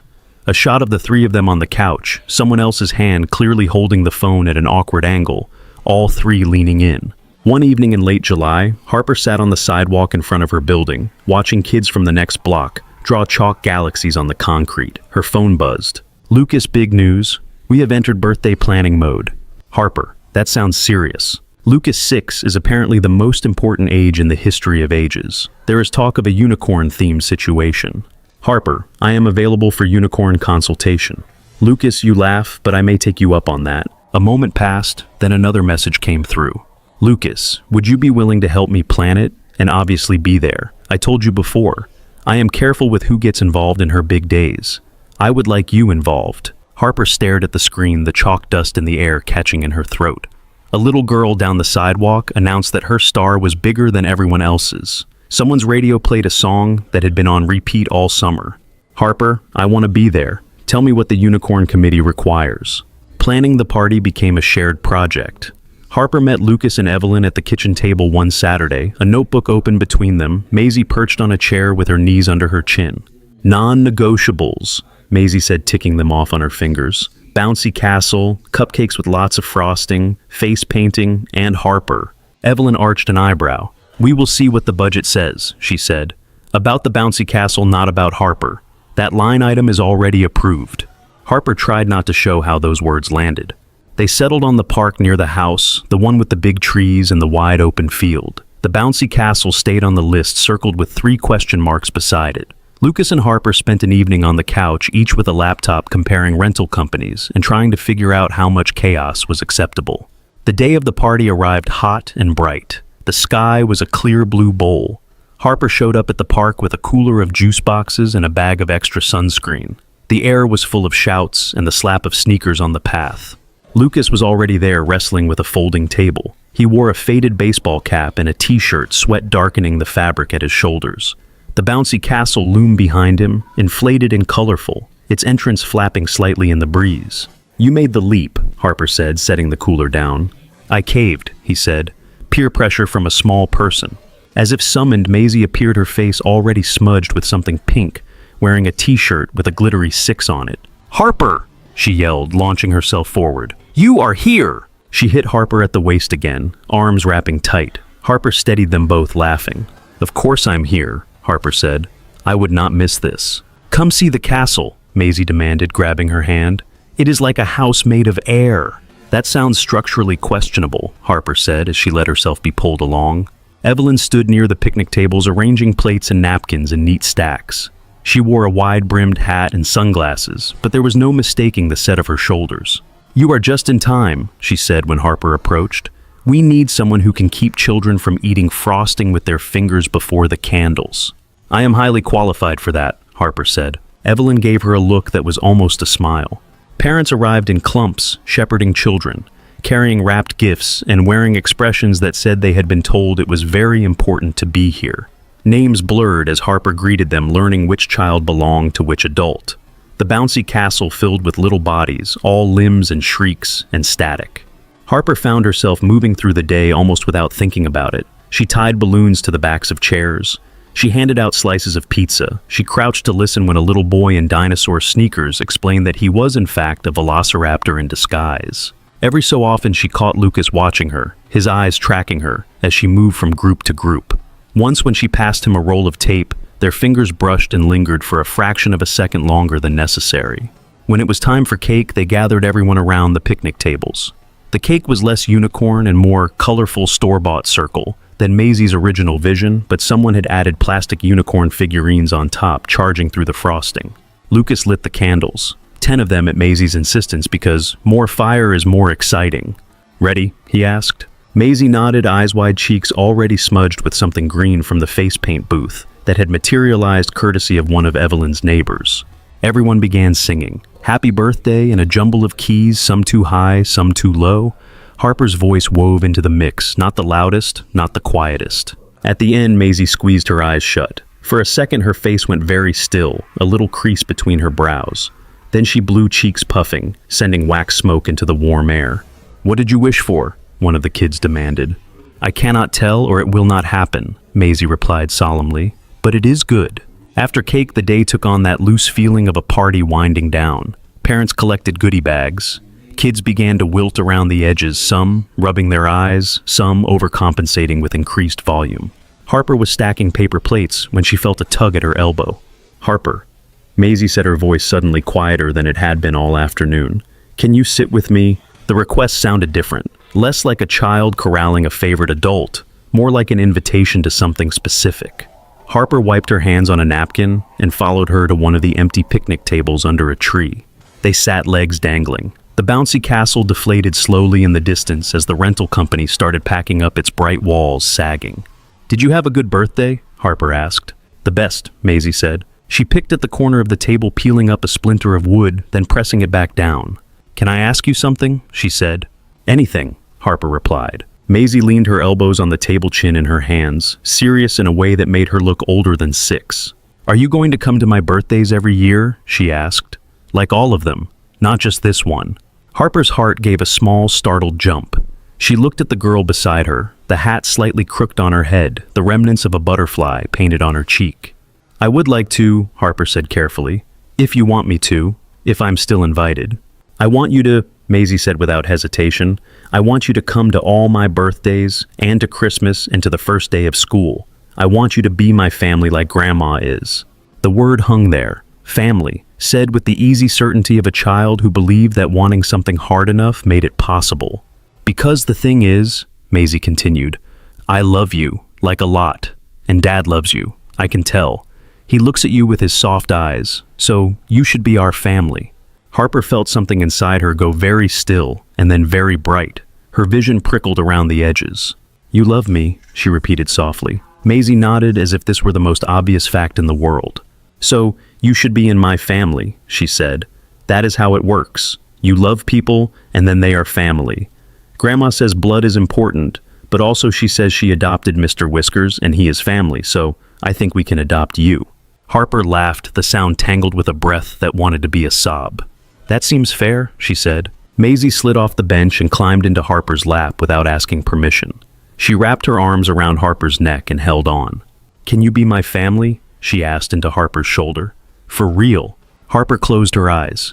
She could feel the weight of Maisie's small body, the warmth of her, the faint stickiness of frosting on her sleeve. Yes, she said, her voice rough. I can be your family. I want to be your family, for real. Maisie leaned back enough to look at her eyes, searching her face as if checking for jokes. Good, she said finally. I am going to tell Dad. He will be happy. Across the grass, Lucas was gathering wrapping paper into a trash bag. Evelyn stood nearby, overseeing the packing of leftover cake. When she glanced up and saw Harper with Maisie on her lap, something in her expression shifted. Her shoulders loosened. The line of her mouth softened into something that was not quite a smile, but was very close. That night, after the park emptied and the sun slipped low, Harper found herself back in Lucas's living room. Balloons bobbed near the ceiling. Stray streamers clung to the corners. Maisie had finally crashed sugar and excitement, spending themselves all at once. Evelyn lingered in the doorway, watching Lucas stack plates in the sink. Harper dried her hands on a dish towel. She asked me a question today, Evelyn said. Harper turned. Maisie, she asked. Evelyn nodded. She wanted to know if she was allowed to love you like she loves her mother, Evelyn said. If that would make anything bad happen. Harper's breath caught. What did you say? She asked. Evelyn's gaze was steady, no sharp edges now. I told her love does not work like that, she said. That there is room. That it is more than all right for her to love you that way. She stepped into the room closer. I am not in the habit of giving my granddaughter permission to attach herself to just anyone, Evelyn said. So, do not make me regret it. Harper felt a laugh and a cry rise at the same time. I will not, she said. I do not think you will, Evelyn replied. Slide. She reached out, brushed an imaginary speck of dust from Harper's shoulder, then turned to Lucas. Do not leave the dishes for the morning, she said. You will only hate yourself.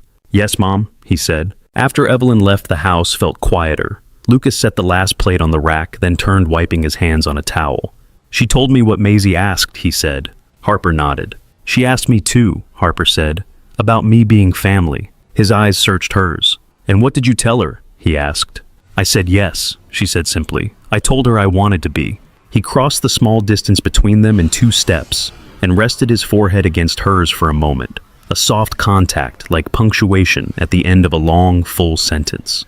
Good, he whispered. In the nearby hallway, a nightlight glowed, casting a small circle of warm yellow on the wall. The house smelled like cake and dish soap, and the soft, lingering trace of party balloons. Harper stood there, wrapped in the quiet feeling, the shape of the word family stretched to make room. By the time September slid into the calendar, Harper had a toothbrush at Lucas's house. It was just a slim blue one in a ceramic cup by the bathroom sink, tucked between Lucas's and Maisie's, but the first morning she reached for it, without thinking, she stood there for a second, foam on her lips, and let the fact of it sink in.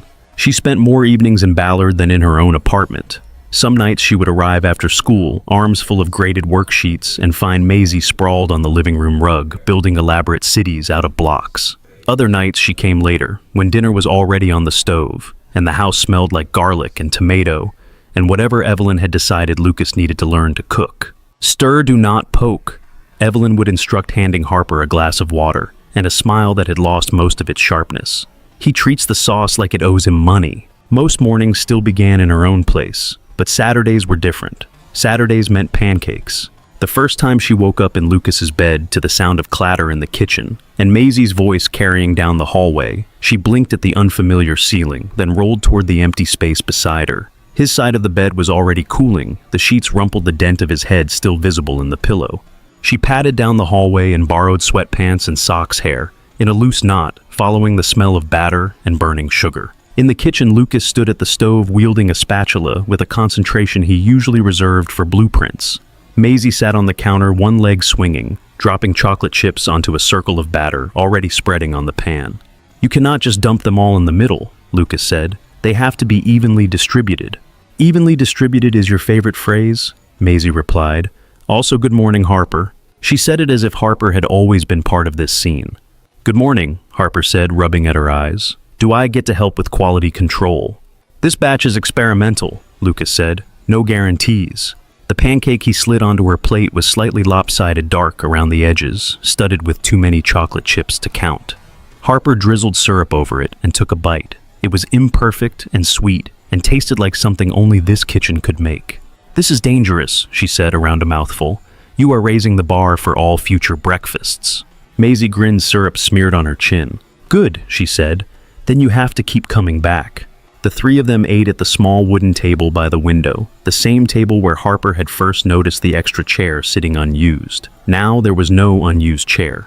Lucas sat on one side, Harper opposite him, and Maisie wedged between them, moving her plate back and forth, as if she needed equal proximity to both. Sometimes when Harper had to leave early to meet a friend or catch up on work, she would stand in Lucas's doorway with her bag over her shoulder and watch them for a minute, committing the picture to memory. Light filtering in towels hanging crooked on the stove, a forgotten toy car on the floor by the refrigerator. Her own apartment began to feel like a quiet place she visited between chapters, rather than the whole book. On a Sunday in early October, Seattle gave them one of those crisp days that arrived like an apology after weeks of drizzle. The sky was an uncomplicated blue. The air smelled like wet leaves and the first hint of wood smoke. Harper spent the morning at Pinecrest tacking student work onto bulletin boards and rearranging the reading corner. In the afternoon, she drove to Ballard with a bag of apples from the farmer's market. Evelyn was at the kitchen table when Harper walked in, glasses low on her nose, paying bills. Lucas and Maisie were in the backyard, raking leaves into a pile that Maisie immediately jumped into, scattering them again. "Good timing," Evelyn said. "He is trying to teach her about responsibility, and she is trying to teach him about the futility of raking." Harper set the apples on the counter. "I brought bribes," she said. They watched through the back window as Lucas hoisted the rake like a resigned soldier. Maisie threw leaves in the air, laughing as they rained down on both of them. "That man," Evelyn said more to herself than to Harper, "once forgot his own birthday, but he has not forgotten a single one of hers." She turned her head toward Harper. "He is serious about you," she added. "I assume you know that." Harper met her gaze. "I do," she said. "Good," Evelyn replied. "Because he has been serious about ghosts for a long time. It is about time he is serious about someone living." The words were blunt, but the hand Evelyn laid briefly on Harper's forearm was gentle. Later, when the leaves had been piled and scattered. For the third time, Harper and Lucas sat on the back steps, while Maisie built a nest out of the remaining leaves and attempted to coax the neighborhood cat into sitting in it. Lucas leaned his shoulder against the siding. "Do you remember Lucia's?" he asked. Harper smiled. "I remember the candle," she said, "and the bread, and the hot chocolate snowman." "And the abandoned chair," he said. "And that," she agreed. "I have been thinking about that night," he went on, "about how if one thing had gone differently, Maisie might not have noticed you sitting there." Harper watched Maisie chase the cat, her small boots scattering leaves. "I am glad she did," Harper said. "Me too," he replied. He picked at a flake of paint on the step. "I want to take you back there," he said. "To Lucia's, to that table. I already called and reserved it. I told them I wanted the same spot if they could manage it." Harper turned to look at him fully. "You did?" she asked. He nodded, eyes fixed on his hands. "I did," he said. "It felt right. To go back to the place where things started and sit there together on purpose this time." Her heart fluttered in a way that had nothing to do with first date nerves and everything to do with the way he said on purpose. "When?" she asked. "2 Fridays from now," he said. They had an opening in the evening. She did a quick calculation in her head. School would be in full swing, grades would be due soon after. There would be papers to mark, meetings to attend. None of it felt as pressing as the idea of that table, that candle not burning for one person waiting, but for two people arriving together. "I will be there," she said. He finally looked up, meeting her eyes. Whatever he was working out behind them, whatever words he was still shaping, he kept to himself for now. But there was a quiet certainty in the way he reached over and threaded his fingers through hers, palms warm. From the yard, Maisie shouted, "Dad Harper, look," she called. "He sat in my nest." The cat had, against all odds, settled into the circle of leaves she had made. It stared at them, with the mild disdain particular to cats' whiskers twitching. "See," Maisie said proudly, "if you make space, someone sits in it." Harper felt Lucas's hand tighten around hers, just once, a small pressure, as if he had heard something in those words too. The afternoon light tilted stretching shadows across the grass, holding them all in a soft, ordinary kind of glow. Lucia's looked different in October. The rain was back, but softer, a steady curtain, instead of December's sharp needles. Pumpkins sat in the front window, now painted white and gold, and a garland of paper leaves wound around the frame. The neon fork still glowed red above the door. Harper stood for a moment on the sidewalk, hand on the handle of the door, feeling the memory of that first night settle over her like another layer of clothing. Same place, same hum of voices inside, same knot in her stomach, except now it was not fear of being left. It was something closer to anticipation. She stepped in. Warmth met her along with the familiar smell of tomatoes and garlicky and something buttery from the kitchen. The hostess looked up from her stand and smiled. "Hi," she said. "Welcome back." Harper blinked. "You remember me?" she asked. The hostess tilted her head, considering. "Two-top on Christmas Eve," she said. Then it became a three-top. Little girl in a red dress, hot chocolate with a marshmallow snowman. Harper laughed softly. "That is a good memory," she said. "It was a good night," the hostess replied. "Your party is already here, same table as last time, just like he requested." Her heart gave a small jump. "Thank you," Harper said. She followed the hostess through the dining room. The layout was almost the same. Couples at small tables. A family of four squeezed into a booth, the kids arguing over breadsticks. Soft music, low conversation, the clink of cutlery. It all layered over the imprint of that other night. Table 7 waited by the window. The candle in the center burned steadily. 2 menus lay open. No empty chair pushed politely away. Lucas sat with his back partly to the room, facing the door. He stood when he saw her, the motion unhurried but immediate. He wore a dark button-down shirt, sleeves rolled to his forearms, the fabric pulling slightly across his shoulders when he moved. "You found it," he said. "It would have been awkward if I had gotten lost," she said, "given that I cried here once." His mouth curved. "We only do happy tears tonight," he said. "We will see," she replied. He leaned in for a hug. It fit easily, her cheek resting against his shoulder for a breath, his hand warm at her back. When they let go, he pulled out her chair. "This is an upgrade," she said, looking at the table. "How so?" he asked. "Last time there was a no-show," she said. "Tonight there is full attendance." He sat back down, elbows resting lightly on the table. "That is the idea," he said. The server appeared to take their drink order. Harper requested a glass of red, the same one she had tried to drink through a lump in her throat 10 months earlier. Lucas ordered a beer. After the server left, silence settled for a beat. Not heavy, just full of all the things that had happened between last time and now. "It feels smaller," she said, finally glancing around. "The restaurant?" he asked. "The table," she said. "That night it felt huge sitting here by myself." He followed her gaze to the chair across from her. "I saw you from over there," he said. "At the time I thought you were just another person out on Christmas Eve. Then my child decided privacy laws do not apply to sad eyebrows." "She was very insistent," Harper said. "She usually is," he replied. Her wine arrived deep red in the glass. She took a sip, letting it sit on her tongue for a second before swallowing. "I almost left," she said, "when I got that text. I was going to pay the bill and walk out. If Maisie had been 2 minutes later, I would not have been here." He leaned forward slightly. "I am glad you stayed," he said. "I am glad she came over. I am glad my mother insisted on dinner that night. I am even in a very specific way glad that guy was enough of an idiot to bail." "That is generous of you," she said. "It is efficient," he replied. "If he had been decent, you might have liked him. Then I would have missed you." The simple certainty in his voice warmed something low in her chest. They ordered without much thought. She chose the lasagna again. He picked the chicken parmesan. Habit turned tradition. For a while they talked about easier things. her students, and the way second graders took group work as a personal challenge. His latest project, and the joy of convincing a client that a window was actually their friend. The upcoming Halloween parade at school, which Maisie had already decided required at least 3 costume changes. Their food arrived plates hot and generous. The candle between them had burned down, a little wax pooling at the base. Halfway through the meal, Lucas set his fork down and wiped his mouth with his napkin. The air around him shifted.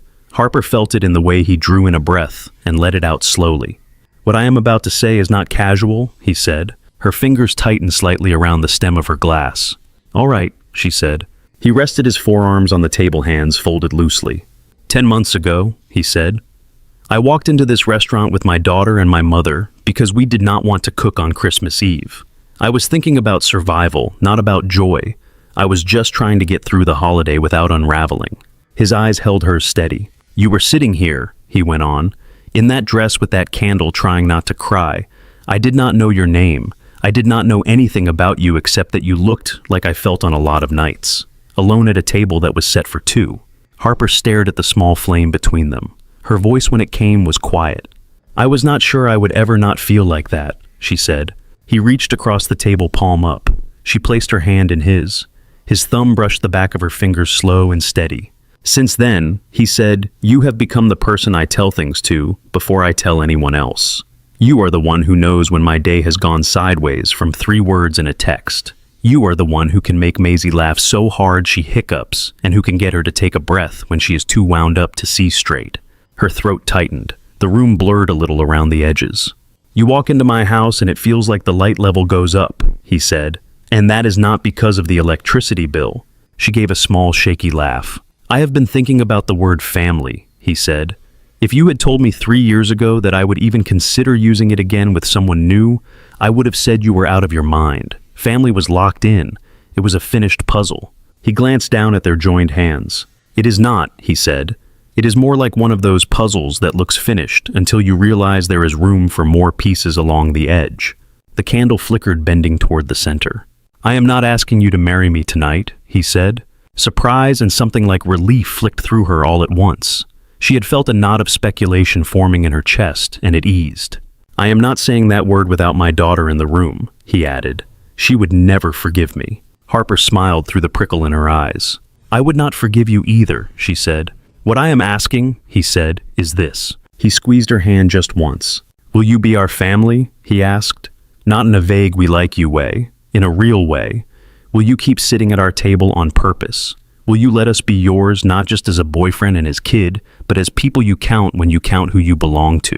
The words landed like something heavy and solid. Not a ring, not a ceremony, a promise all the same. Harper swallowed the burn of wine and emotion mingling in her throat. "I already count you," she said. "Both of you." He watched her, waiting. "But yes," she said, the word clear. "Yes, Lucas. I will. I want to." His shoulders dropped, as if he had been holding tension in them for weeks, and finally put it down. He stood still, holding her hand, and came around the table. For a heartbeat, she thought he might kneel, despite what he had just said, but instead he helped her to her feet.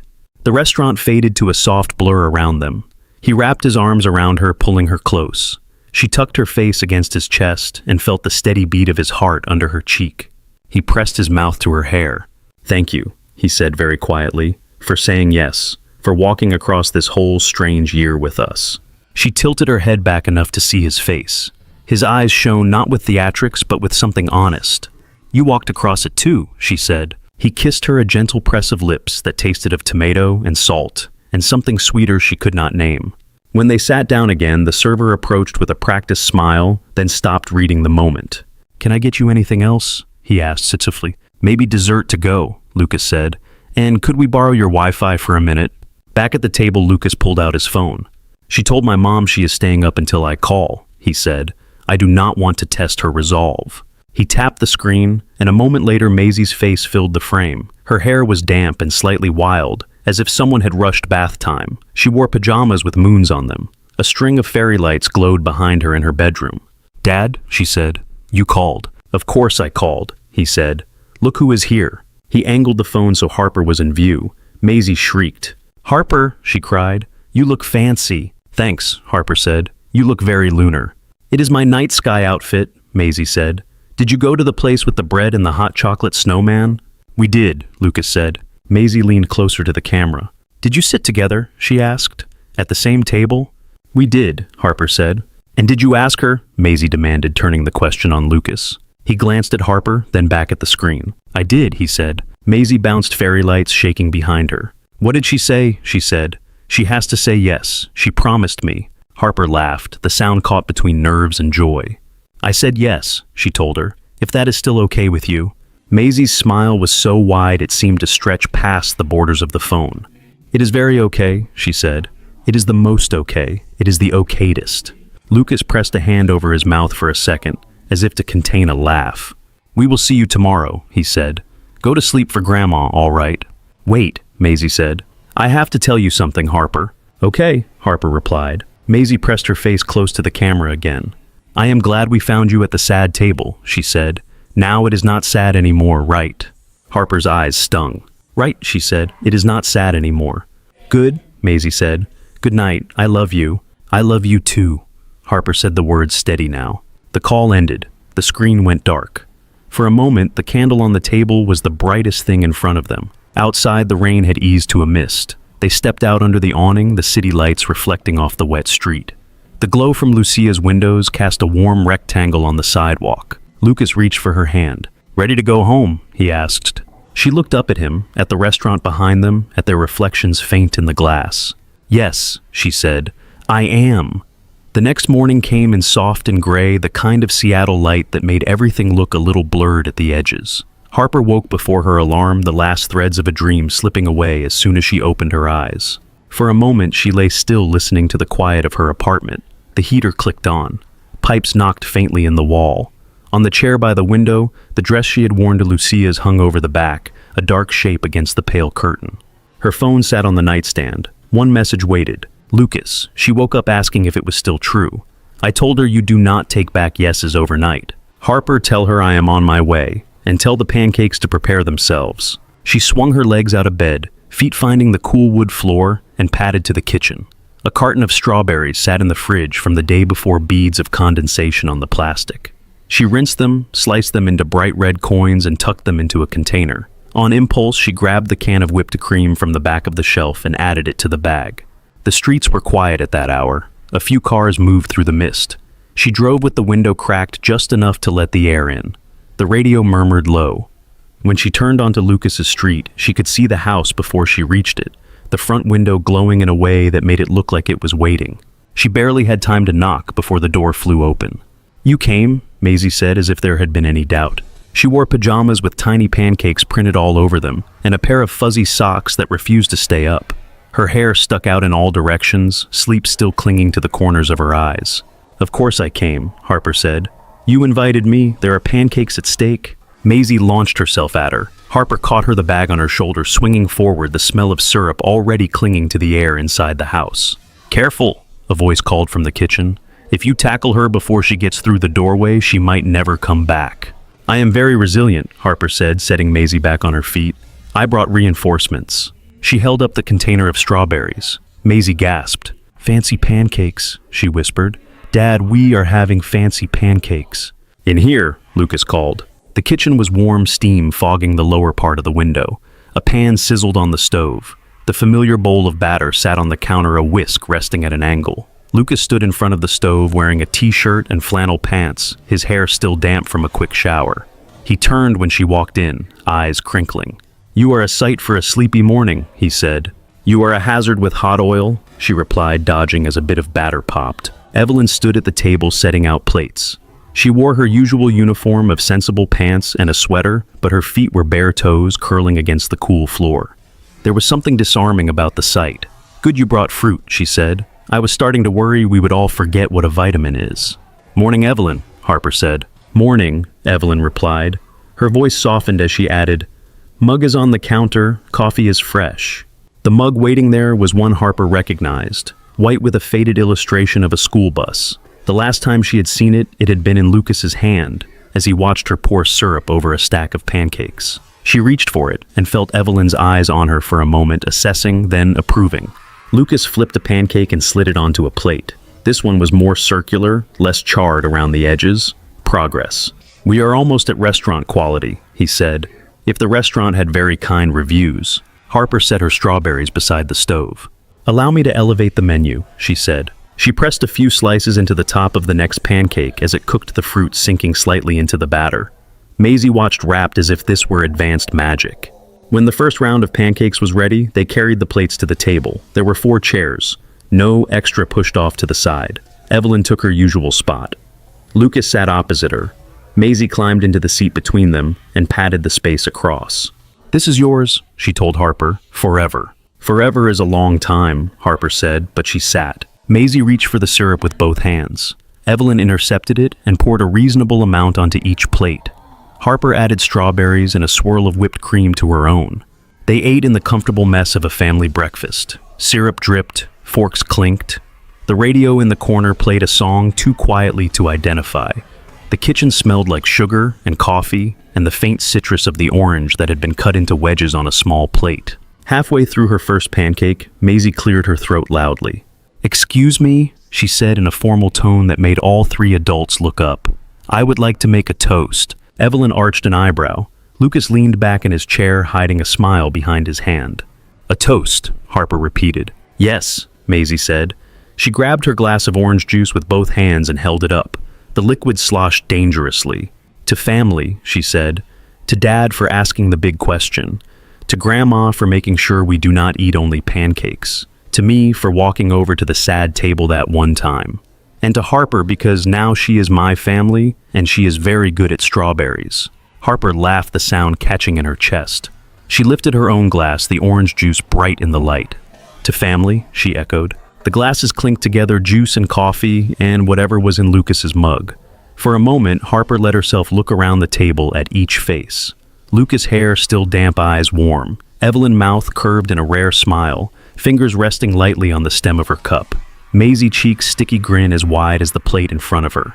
"All right," Evelyn said, dabbing at her eye with the corner of her napkin. "That is enough feelings before 9 in the morning." Maisie giggled and resumed serious work on her pancake. Later, when the dishes were stacked and the kitchen wiped down when Maisie had dragged Harper into the living room to show her a tower of blocks that was not allowed to fall, Harper found herself alone in the doorway with Evelyn.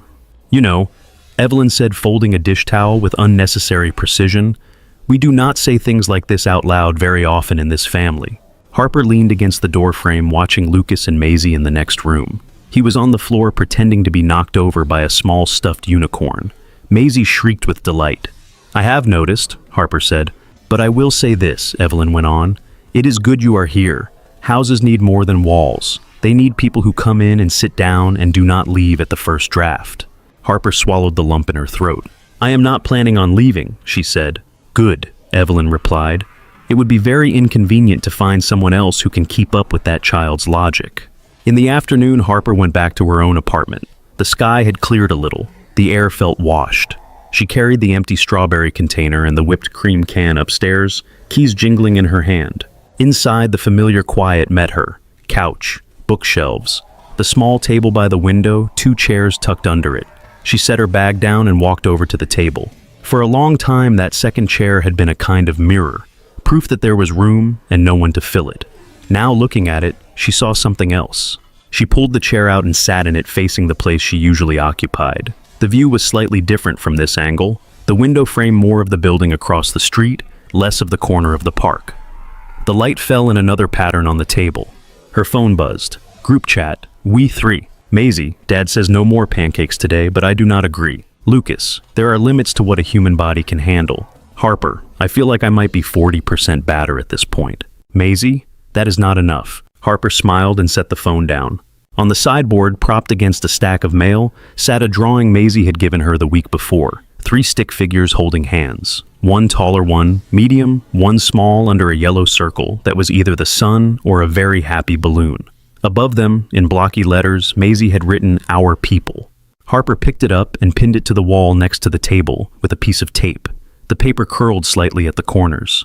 She walked into the bathroom and looked at the cup by her own sink. 1 toothbrush. She thought of the cup at Lucas's 3 handles touching. On a small hook by her door hung a spare key, the one he had pressed into her palm without ceremony a few weeks earlier, saying only, "In case you ever need to get in when we are not back yet." Back at the table, she sat in her usual chair this time. The empty chair across from her did not feel accusing. If anything, it felt expectant. Available not as a reminder of lack, but as space she knew how to fill now, with people with stories, with pancakes on Saturday mornings. Outside, the late afternoon light slid across the floor. In the distance, someone's wind chime rang softly. Harper reached for her phone again. Harper, so what I am hearing is, we need a non-pancake Saturday tradition too. Lucas coffee on the porch if it is not raining. Maisie and games. Lucas and games. Harper, then it is a plan. She set the phone down, leaned back, and let her gaze travel across the room. The small tree in the corner wore only a few remaining ornaments from last season, the rest put away for storage. The fairy lights she had strung around the window months ago were still there unlit. On impulse, she reached over and flicked the switch. They came on small points of warm white along the frame reflected faintly in the glass. For the first time in a long time, sitting alone at her own table did not feel like the whole story. It felt like one quiet page in a book that had more people in it, now more voices, more seats filled. She watched the lights blink once, steady themselves, and glow. Thank you so much for listening to today's story. If this story resonated with you or made you reflect, I'd love to hear your thoughts, so feel free to share them in the comments below. And don't forget to like, subscribe, and hit the notification bell so you won't miss the next story.